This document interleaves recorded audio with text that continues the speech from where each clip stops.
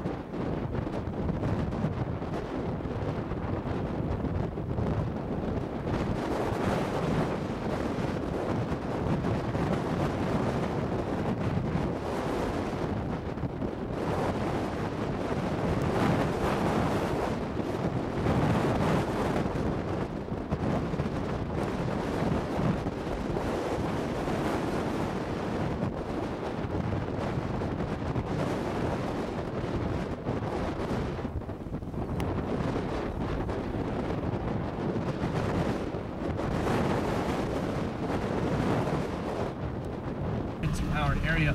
Again, the National Weather Service issuing a tornado warning for western Cheyenne County in the panhandle of Nebraska until 6:15 p.m. Excuse me, 6:15 p.m. Again, tornado warning for western Cheyenne County. Tornadoes have been spotted out in the Hunter area and 19 miles east of the capital. Storm headed south towards the Bronson area. The National Weather Service, according to their release here, is predicting it to be in Bronson by around 6:15. 9 miles west of Bronson by 6:15.